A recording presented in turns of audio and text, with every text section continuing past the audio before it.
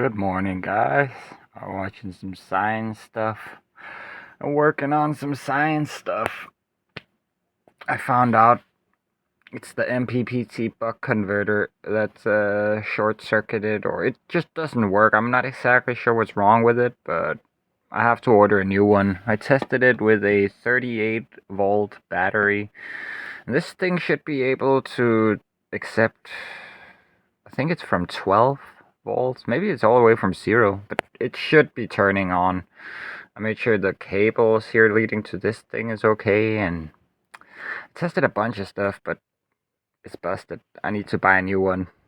So I've just been giving myself a whole lot of headache trying to figure out exactly what's wrong with this thing. But I guess in the process, I have made absolutely sure that everything is as it should be. I was like, if this thing isn't busted, if this thing isn't broken, I'm officially shit out of luck. I don't know what to do then, because I wouldn't be able to come up with a solution if it wasn't for buying a new one of these that actually work. So I guess that's what I'm gonna have to do, but I'm kind of super broke right now. Haven't paid Dion back that much money, so I'm gonna have to wait until the first of next month to order it, which means it's gonna be another 2 weeks or so before it arrives, which means, yeah. I am delaying moving outdoors, living nomadically. Ugh. I hate having to postpone it again. The 2 weeks I can handle. I don't want to stay for an entire month more, but 2 weeks I can just handle. Yeah. Okay, now I can finally put this stuff away and not mentally have to deal with it, because it's been weighing in my mind, guys. It's really been weighing in my mind. I've been so worried, like, what if I don't know anything about electricity? What if I'm just an idiot? Because I couldn't find a logical solution to why shit didn't work. But it makes perfect sense when the main component is busted. I guess it's good and bad news, but yeah. I'm gonna be waiting here for a bit longer, but then I'm gonna get a new one of those MPPT bucks, one that works. Everything's gonna work. I'm gonna test it with the solar panel. I'm gonna test it with the electric unicycle battery, and then we're gonna get the hell out of here, guys. I really enjoy this place. I really love the people here, and I'm definitely gonna come back here. Who knows? Maybe I'll end up living here for a few years in the future, but for the foreseeable future, potentially forever, I want to live nomadically. I want to live outdoors. I don't want to pay rent. I don't want to sleep indoors. But it has been nice here. And now I guess I get to enjoy it for a bit longer, having to wait for that component. Good morning, guys. Moss is on the phone right now. So I went and got my phone. Someone clogged the toilet, and the camel's kiss, or whatever you call it in English, the toilet plunger, is gone. Hey, Jess. Wow, you're fast.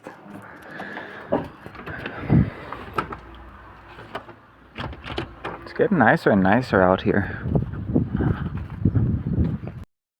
Here I am, guys, working on this stuff.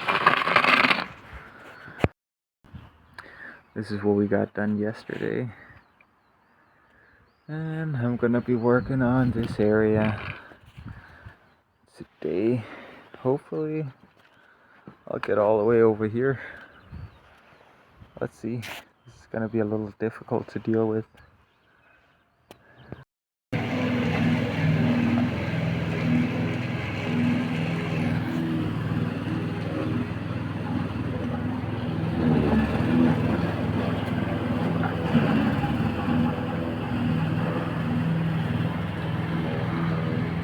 Oh, we're all working.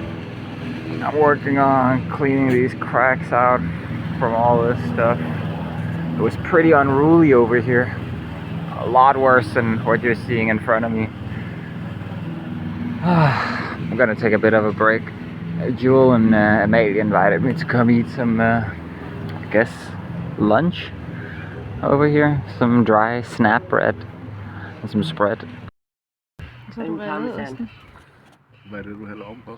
Tahini. Tahini. More flyvende. Guys, I just went shopping. Handed in some bottles and went shopping. I always say hi to the horses. Some of them seem sociable. How bad are you?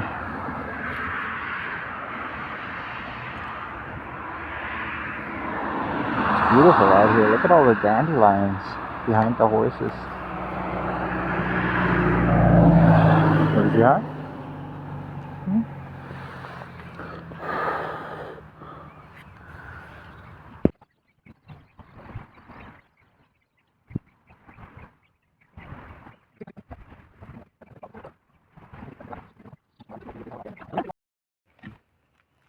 I was just talking about what if humanity's entry into electricity had, instead of voltaic batteries, been, and light bulbs and such, if it had instead been a primitive sort of solar panel or a solar cell hundreds or thousands of years ago, how civilization and technology would have been different and potentially more sustainable or green, whatever you want to call it. Huh? Well, not really. We just need to go back to Nikola Tesla, or what is it? Huh? If we'd have taken his theories on. Free energy. Yeah. Yeah, no, things would look different. It's just an infinite energy generator.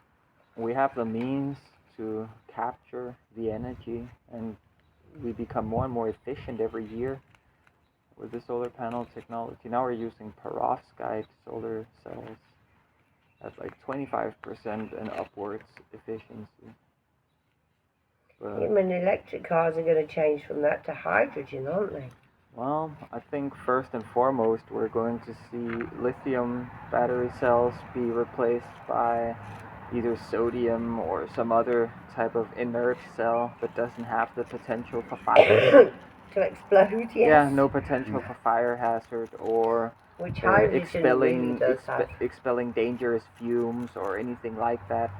It would essentially just short circuit and you wouldn't visibly see anything, you wouldn't smell anything, it just wouldn't work, and you would have to test it with equipment to see whether or not it did, but no catastrophic events at all. Outside of your car stops working, That's catastrophic. Yeah, but it's better than it burning up with you trapped inside. Exactly. But yeah, I can't wait for the battery tech of the future. It's gonna be really good. Not just the performance and the density, but the safety. Then you also need some serious power stations to supply this, which will be with hydrogen or... Well, hydrogen is more so a means of storing solar energy long term, in the sense that if you don't spend the energy generated by the solar panels at the moment that it's generated, then it's essentially wasted. It just kind of isn't generated if it's not a part of the circuit that's using it. Saved, it's just kind of no, it's not. And so you either need to store it in batteries, which are currently lithium based and therefore have an inherent fire risk, or if it's on a large enough scale, it makes sense to create a what is it called, electrolysis plant, where you stick an anode and a cathode into a solution of salt water, and then or acid, I don't exactly remember the details, but in any case, it is salt water. Yeah, it is salt water, sorry. But yeah, so you run an electrical current through it, and what happens is the H2O separates and collects two hydrogen atoms at either the cathode or the anode, I don't remember, and then it has an O2 molecule at or is it just O? I don't remember if it's dioxide or if it's two separate monoxide atoms, but in any case, it creates hydrogen and oxygen. So it must be O2 then. Yeah. Logically. So yeah, it creates O2 and then 2H, or 4H per O2. It would be then mathematically. Yeah, but then you can take that and pipe it into, or not pipe it, like you can compress it into these canisters to store solar But this has got electricity to long be, term. this has got to be big scale though, hasn't it? Yeah, well, not I mean, to necessarily, do- but it's a lot more efficient if you do it on a bigger scale. Well, if we're talking about supplying a city. Yeah, then you would have to do it on a massive scale. But it would be better to have multiple plants at massive scales at that point. It's better to have some redundancy with these things, downtime and whatnot. But Yeah, because my son's got sun cellar. Mhm. Oh, look at all those coming up in between your things.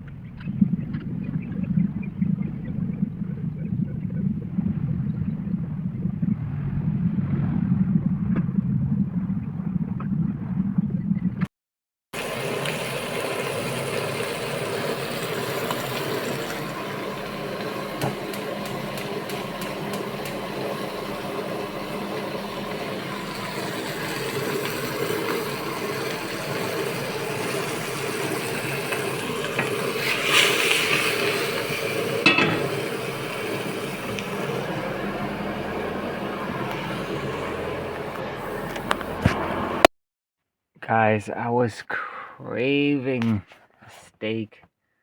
Check this out. It's gonna be so good. And yeah, I'm just gonna eat this with soy sauce. Oh yeah, and I guess a bit of this mushroom sauce that Yes got is really good. Just don't use too much of it. You gotta use it sparingly like soy. It's really overpowering.